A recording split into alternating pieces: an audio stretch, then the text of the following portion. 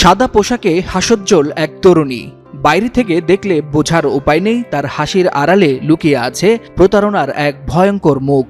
আইনিভাবে court marriage, এরপর সাজানো স্বামীর সাথে কয়েকদিন সংসার।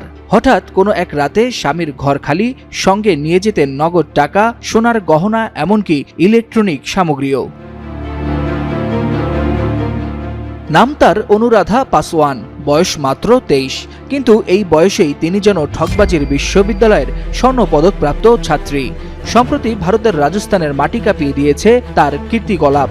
মাত্র 7 মাসে 25টি বিয়ে, আর প্রত্যেকটি বিয়ের শেষে ছলনা, লুট এবং পলায়ন।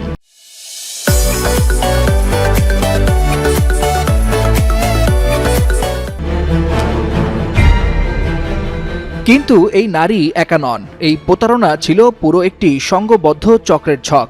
বিয়ের জন্য উদগ্রীব পুরুষদের টার্গেট করা ছিল তাদের কাজ। সামাজিক যোগাযোগ মাধ্যম ফেসবুক থেকে শুরু করে হোয়াটসঅ্যাপে নববধূদের মিষ্টি হাসির ছবি দেখিয়ে 2 থেকে 5 লাখ টাকা হাতিয়ে নিত এই প্রতারক চক্র। তবে এই চক্রের খেলার ইতি টানেন ভুক্তভোগী বিষ্ণু শর্মা, যিনি রাজস্থানের সাওয়াই মাধোপুরের বাসিন্দা। পুলিশের কাছে প্রথম অভিযোগ করেন তিনি। জানান 2 লাখ টাকা দিয়ে অনুরাধাকে বিয়ে করেন, কিন্তু 12 দিনের মাথায় অনুরাধা পালিয়ে যান তার সমস্ত গহনা ও উপহার সামগ্রী নিয়ে। এরপর পুলিশ শুরু করে আন্ডারকভার অপারেশন।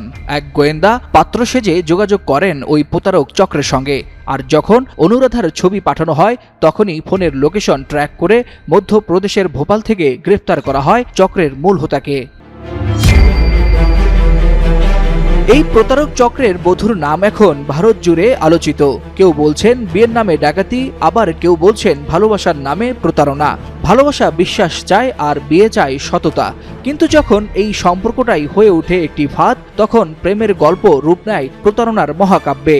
অনুরাধার কাহিনী যেন এক চরম সতর্কবার্তা। ওয়ালিউল হাসানাত, যুগান্তর নিউজ।